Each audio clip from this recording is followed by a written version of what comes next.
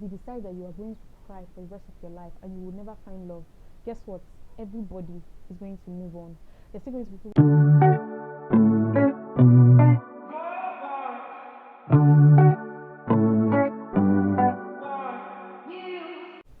Hey guys, welcome back to my YouTube channel.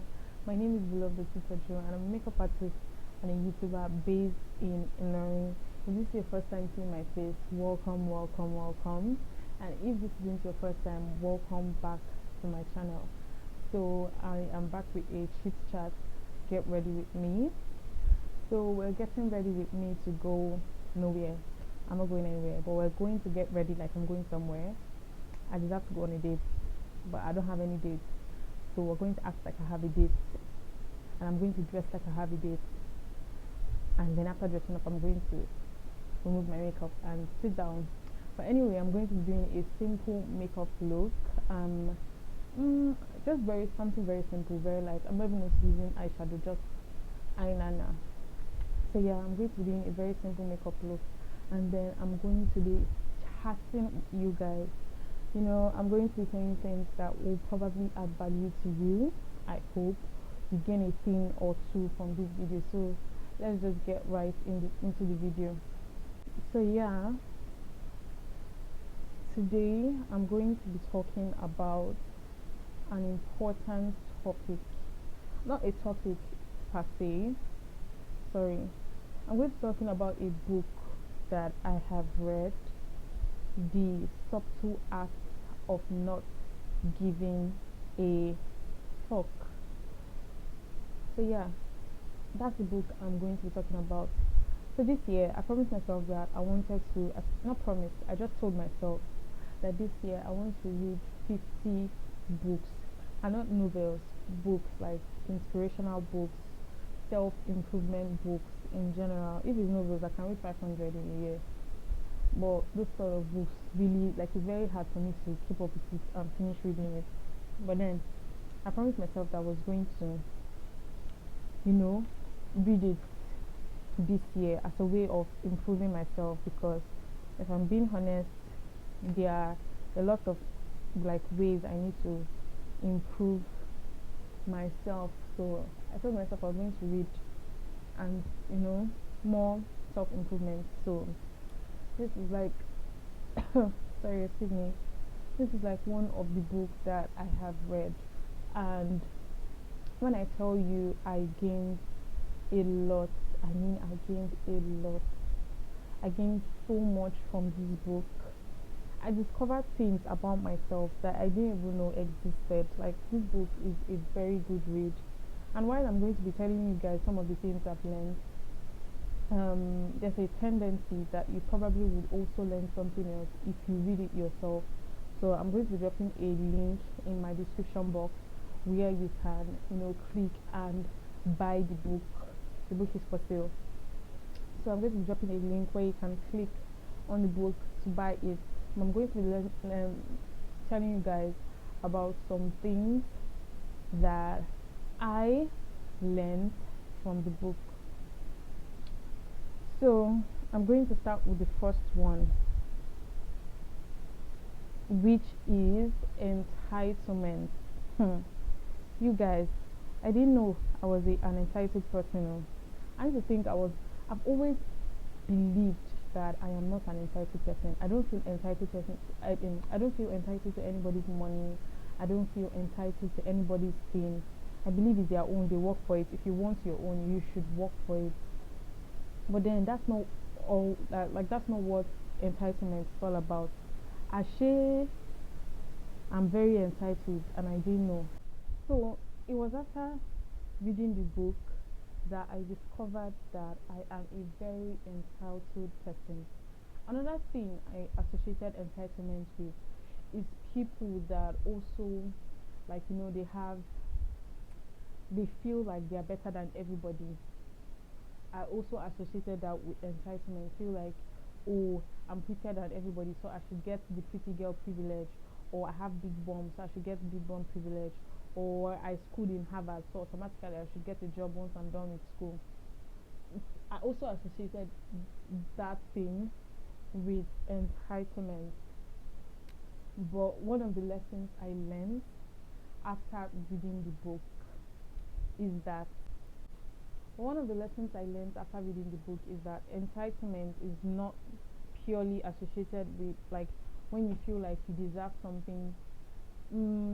It's not only associated with people that are rich, or people that think they deserve other people's money. I discovered that if you, as a person, like, let's say nothing goes well for you in life at a particular point in your life, or you're having lots of problems in your life, and because of those problems you think you are unique, your problems are unique and you are special. Excuse me, my brother is sleeping, so I'll have to try to reduce my voice, because I've done this video before in another room, but I didn't like the location, so I have to change to this place, and he's currently sleeping, so I'm going to try to reduce my voice. I hope the mic is working well and you can hear me. So one of the things I learned anyway was that if you think you have problems and your problems are big, and because of your problems you deserve special treatment, you are also entitled. It made me discover, you see that problem that you're going through, that you think, oh my god, the world is just not on my side, I don't know why nothing is going my way, I don't have money, the job I'm doing is crashing, oh, my husband just left me, my boyfriend is a you're not unique. 10,000 other people are going through the exact same thing as you are, and so you do not deserve any special treatment because of that thing. When I discovered that, I was like, because I do that a lot. When I feel like I'm going through something, I'm always like, I don't know why I'm the only person that life treats this way. I can see this person is doing well, I can see that person is doing well, look at this person is happy, they're living a good life, but why am I the only person that life is throwing bullets at, and I'm just, nothing is going my way, why is it just me, like, why can't I just have anything going my way for once in this life? I really do be feeling that way, and then I discovered that I should not feel that way. I am not supposed to feel that way, because then you see what I'm going through, that I think I am the only person in this world going through it. There are 10,000 other people that are going through that exact same thing. So because I'm going through it does not mean the world should fall at my feet, or the world is giving me special treatment. No, the world is not giving me special treatment. It's not only you. You're not the only person that is going through it. That was the first thing I learned in that book, Entitlement. So I think I'm going to be giving you guys like 5 lessons I learned. I don't even know if it's up to 5 lessons or if it's more than 5 lessons, but I learned a lot from that book, and I really cannot just explain everything by just talking. You need to read it to like get your own insights and your own knowledge from the book. But when I do one part of my face, I'm going to talk about a lesson I've learned, and then I'll do another part. I'll talk about a lesson I've learned. So let me just go ahead and apply my foundation. After applying my foundation, I'll tell you guys the second lesson I learned. So the first lesson, don't forget, is that entitlement is not only for when you feel like your problems are bigger than everybody else's problems, or you feel like your problems are unique and your problems are special. You are entitled, and entitled people, we already know what entitled people are in the society. Being entitled to things is just not right. You're not entitled to it. You need to work for it. So if you want to get out of your problems, you need to work for it. Like, you need to work and solve your problem. The world is not going to solve your problem for you because your problem is unique. No. So yeah, that's the first lesson I learned from the book.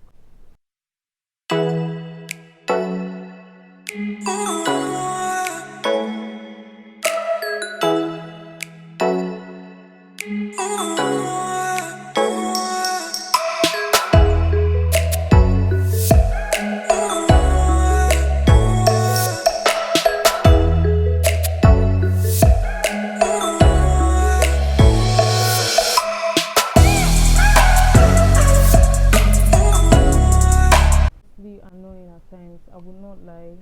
Like, if you do not have good conditions to shoot the videos, number one, this is the third time I am shooting this video, because every other time something was always wrong, and now this time I don't know if there's a way I can solve this problem, But while I'm shooting, like, I'll just be talking and be going, and then my phone would have stopped recording because it would say like phone too hot, something like that, like temperature too high, and then it will stop recording.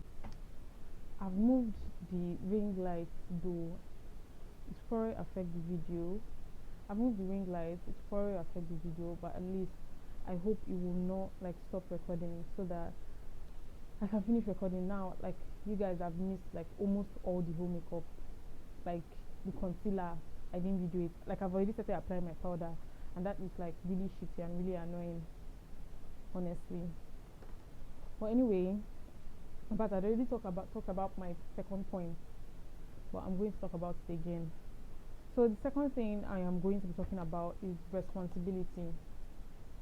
So that's the second thing I learned from his video, which is that you're responsible for your life. Every single thing that happens in your life, you're responsible for how you react to it. You're responsible for all the actions you are going to be taking in regards to whatever happens to you. Nobody is responsible for your life. And if I'm being honest, that is a very shitty thing to realize, because it is really easier to blame people for your own problems. You feel less, I don't know the word to use, but you just feel better. Yes, you feel better about yourself when you feel like you're not the cause of your problems and you're not responsible for your problems. Like, another person has to take the blame for your problems, another person has to take actions for your problems. But that is not the case. We need to realize that we're responsible for everything that we are doing and we need to do in this life, which is something else that I learned from the book. Low key, I knew this, but then it's just always easier to shift blame. It's easier to say that the reason you're not doing the course you like is because your parents, put you there. And even though that's the fact, you're responsible for what happens after like they pushed you there. So he explained that you might not be the fault of your problem, but you are responsible for it, which makes it even more annoying. It's just like, okay, let me give you an example that he gave, which is that imagine someone who they drop a baby in front of a house. He's like stated that that person is not at fault for the person. Like, where do I know this baby from? Why are they dropping a baby in front of my house? But then that person is also responsible for whatever action that he's going to take after that, even though he's not at fault. Which means if he decides to leave the baby there and the baby dies to death, it is his or her fault. Like, he's responsible for whatever comes after that. Because if the police come, where did they meet the baby? In front of your compound. Did you see the baby or not? Yes, I did. And you choose to leave the baby there? Yes, I did. So whatever consequence comes after, you're responsible for it. If he decides to take the child to the orphanage home, he's also responsible for it.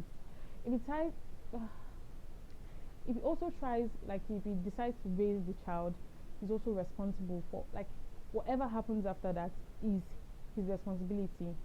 So me now, I'm going to give you guys another practical example, which many people can relate to if you are living in Nigeria.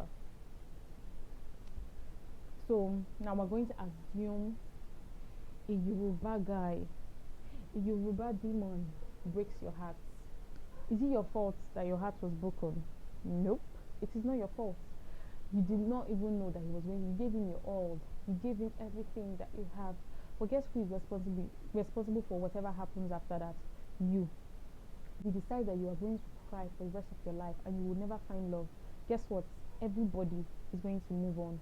There's still going to be people that will be in love and will be enjoying their relationship, and you'll still be there sulking. In fact, guess what? It's very possible that you see that Yoruba demon. Let me use Femi, because most Femis used to break hearts. You see that Femi that broke your heart is going to move on to another babe, and you're going to be what? You're going to be stranded. And guess what? That wasn't your fault, but you're responsible for everything that you are feeling. Somebody breaks your heart and you refuse to move on, you're responsible for everything you're feeling, because the person is not holding you. You're the one holding yourself back. I'm going to use another example, which is that if you were not born rich, it was not your fault that you were not born rich. You did not choose your parents. But see what happens when you're grown up? that is your responsibility. It's your responsibility to decide that, okay, I wasn't born rich, but I want to be rich. Your parents will not give you that wealth anymore. You are the one that have to make that wealth by yourself. You are responsible for your life. You're responsible for your action. Do not try to shift it on anybody. The moment you try to shift your responsibilities on anybody, you are just screwed up, because nobody is going to help you and you're just going to remain stranded. Everybody have their own problems that they have to solve, so nobody can be helping you solve yours when they have their own. So solve your problems by yourself. You are responsible for what? For it.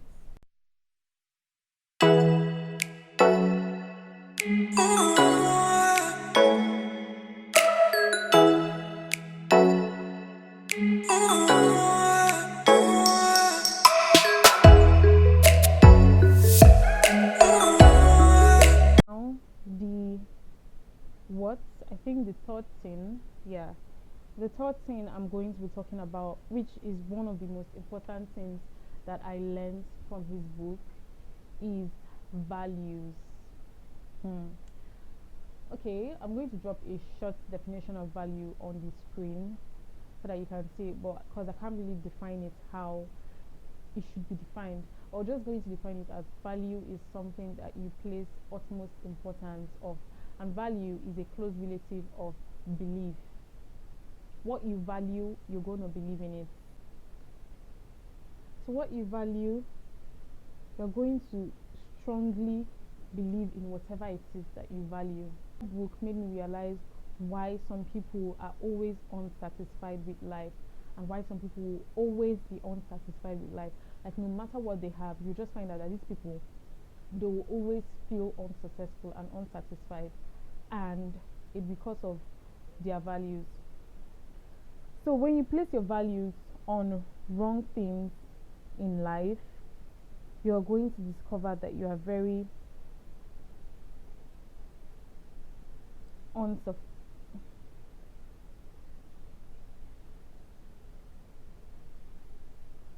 So if you place your values on the wrong things in life, you're going to discover that you're going to be very unsatisfied. You will never feel that satisfaction that comes from life, because your values are wrong. If your values are also based on external things, your values are influenced by external people, what people think about you, what people have to do for you, what people will say about you, you're also in trouble. So your values should come from things that you can control from within you. That's where your values should come from, not from external things. And I'm not going to talk much on this. I think you should really read that book to get more insight into this thing. But I'm also going to give one example of what I mean by values, and I'm going to use myself as an example. So it's just as me as a YouTuber, I decide that I will not feel successful as a YouTuber unless I have 500,000 subscribers. You know what this means? It means that no matter what it is I do on here on YouTube, I will feel unsuccessful until I get to 500 subscribers, 500,000 subscribers. And guess what? When I get to 500,000 subscribers, I will still feel a sense of emptiness, because it is the wrong value. So that's just how it is. And the thing is that when you value something, you believe so strongly in that thing. If I tell myself that I'm unsuccessful till I get to 500 subscribers, even if I have 500,000 subscribers, even if I have 200,000 loyal subscribers, I will feel unsatisfied, because my head is already telling me, your brain has already been programmed that way, that you need to get to 500,000 subscribers or else you are unsuccessful. Who is influencing it? The people that subscribe to my channel. But then if I tell myself that I'm going to feel successful if I give out value to people in what I create, I'm going to feel way more successful, because it's possible that just 100 people will watch my videos, and if they all get inspired, they all get motivated from what I bring out, I'm going to feel successful, because that's what it's based on. And although I'm not even sure that is also a good value, because honestly, reading that book has not changed my life. I would not say reading that book has changed my life, but at least it is shifting my perspective and it's making me aware of so many things, making me uncertain about so many things. So even having such a value is still based on people, and so it might not even still be good, but it's still better than like placing your value that okay, you're unsuccessful until you get to 500,000 subscribers. It's also like telling yourself that um you are nobody until everybody likes you. Everybody cannot like you, so my dear, you're going to feel like a nobody for a long time. You're gonna be a what? A nobody, because everybody will not like you. In fact, be fine, you have money, everybody will still not like you. You still find people that are jealous of you, still find people that hate you. So you should choose the right values in life. If your value is that okay, you want to lead a happy and successful life with a family that loves you and that you love, you want to live a life of honesty, you want to be intentional about your friends, these are good values. These are things that you will, like, once you attain, like, you will never even stop attaining them, because you will always be intentional to your friends. So these are things that will keep you going and make you happy in life. But when you tell yourself that I will only be successful when I have 50 million naira in my account, let me tell you, a woman appreciate. So you can have 50 million now, and your 50 million will reduce to 30 million in the next 2 years. And guess what? You're going to be unhappy again. That should not be your what you're placing your value on. So anyway, yeah. You get what I'm saying? Do you get what I'm saying? I hope you get what I'm saying. Let's talk about the next thing I learned after I draw my eyeliner. You guys, every single time I draw my eyeliner, I promise you, I always make mistakes. But today, I'm not gonna make mistakes.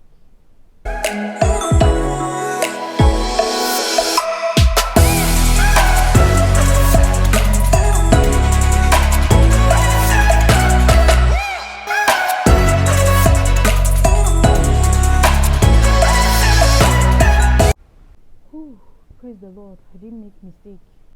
So now, let's talk about the next value. I don't think I can say all 5 that I wanted to say in this video. I think I'm going to stop at 4, but if I can say all 5, I'm still going to say all 5. So the next thing I learned is that less is more. Yes, let me put it like that. That's not how he said it, but that's how I'm going to say less is more. So he mentioned something like the less choices you have to make in this life, the better you are going to feel about the choice that you make.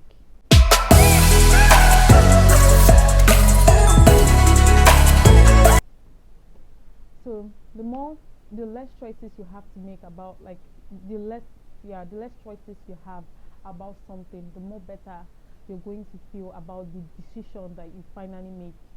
It means if you have more women in your corner, if you eventually decide to pick one, you're always going to feel like you're missing out, because you know there were so many other choices that you could have picked from. If you have so many places that you want to go to, you're also always going to feel like you are missing out, because like there's so many other choices. But let's say you have just 2 choices to make, A and B, you know you're just picking one.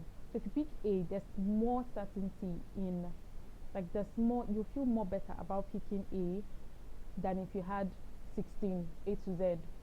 26 A to Z to pick from, because you know it's just one. You're going to weigh the pros and the cons of the both of them. But if it's plenty, it will be very hard to pick from them. So what am I driving at? He mentioned something like commitment. Yeah, that was what he mentioned.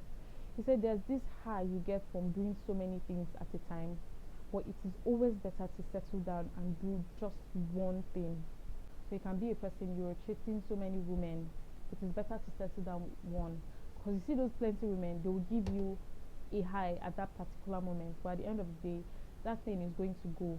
So it's always better to settle down with one.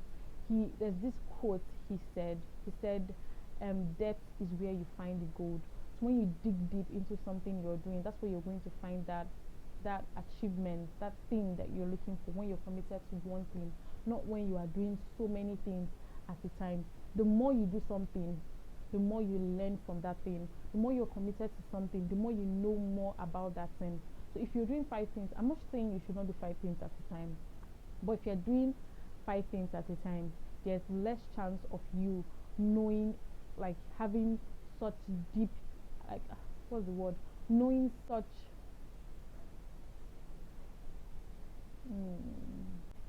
there's less chances of you having deep insights into those 5 things, that when you are doing just one thing, you will have more chance to dig deep into that thing and know more about that thing. And this doesn't just apply to relationships, it applies to every aspect of life, places you want to live, people you are interacting with, things you are doing.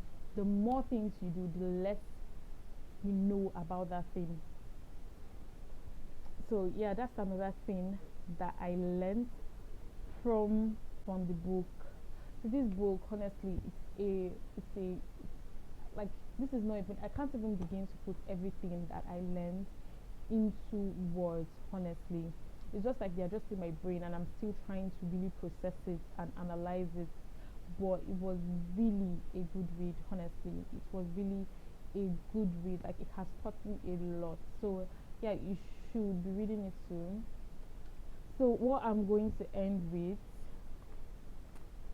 ending with something like, that's the last thing I got from the video. So let me just line my lips and I'm going to tell you.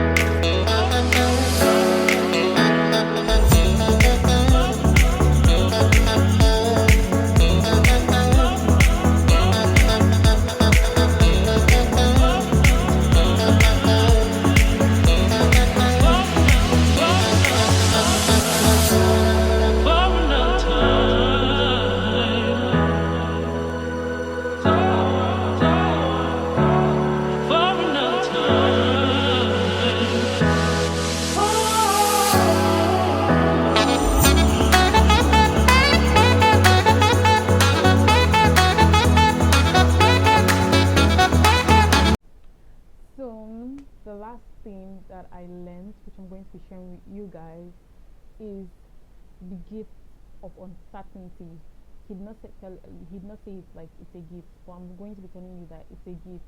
Being uncertain about things is a gift, and there really is a problem when you're certain about something.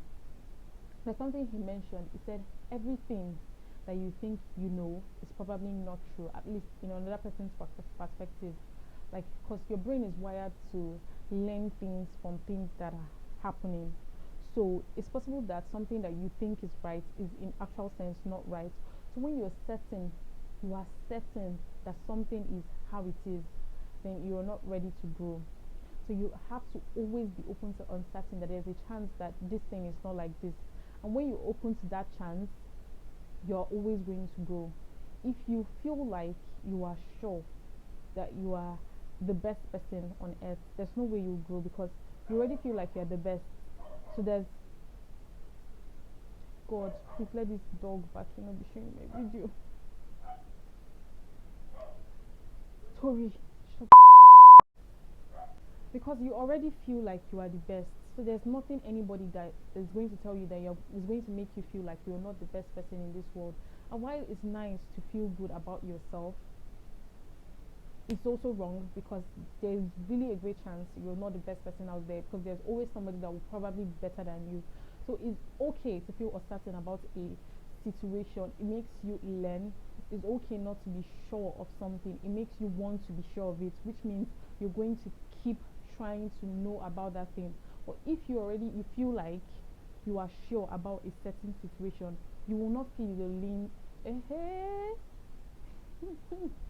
you will not feel the need to learn about that thing, which means you will probably not learn, which means you will probably not grow, which is not a good thing. So being uncertain in situations is totally fine. And he said something about, like, he doesn't really encourage people to find their self. And this was a very weird thing. It really is weird even for me to accept until right now. Like, it really is still hard for me to accept even right now, because I've always lived my life trying to find out who I am, trying to find myself, and that sort of thing. But then the way he explained it, it means that when you finally feel like you have found yourself, it means nothing is going to waver you. Even if yourself that you have found is the wrong self, you're not going to change who you think you have found. And that is both good and bad, at least in my opinion. But when you feel like you need, like, when you feel like, okay, there's no finding yourself, it's just going to be a constant web of you trying to learn about yourself, trying to learn new things. You're going to continue to grow. So that's why I call being uncertain about decisions like a gift. And this is something that I feel like was speaking to me directly, because I'm the kind of person that I need to feel certain. I need to feel like this is what I need to do. I need to feel like this is going to be like this. I hate uncertainty. Well, it made me realize that being certain like will not help me grow, because I'm already sure of it. But when you're uncertain, it opens you to like a door of so many possibilities. Like this thing could be like this, and it could be like this, and it could be like this, and it could be like this. It means you're never going to be stuck. You're always going to be progressing, because you're never certain. And it's so weird, but at the same time, it makes complete sense. I don't even know if you get what I'm saying. So anyway, that's the fifth thing I learned from his video. And like I said, I haven't done justice to this book. I'm not a perfect human being that will just come and explain the whole book and you will just get a whole wealth of knowledge from it. So I feel like you should read from it, like read the book. You probably learn things that I did not even learn, and I probably have not explained it well, but this is how I have processed it so far. Maybe in a few months I would have processed it in a different way, and I will have a different opinion about the whole book. But so far, this is how I have, processed it. So anyway, yeah, this is the okay. It's not the end of my makeup. I'm going to put highlighter, but and then I'm going to change my outfit like I'm going out, even if we both know I'm not going out. But let's not tell anybody. So yeah, let me put my highlighter. Put on my highlighter.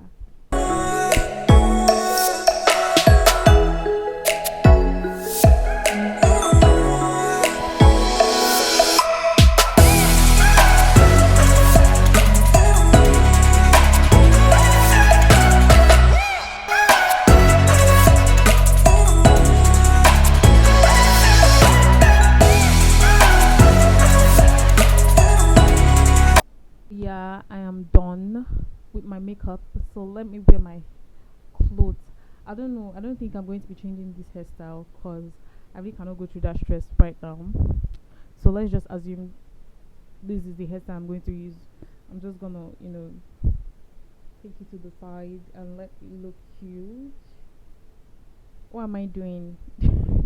But anyway, let me wear my clothes. This is the final look, guys. I love it. I'm wearing this gown my sister made. In case you don't know, my sister is a fashion designer. I'm going to leave the link to her Instagram page in my video. So in case you want to make this dress for yourself, on yourself, you can just send her a DM. So this is the final look. I'm not wearing shoes. I'm just, showing my true natural self. I really need to go out because I look yummy. I look pretty. I look beautiful. But yeah, this is it.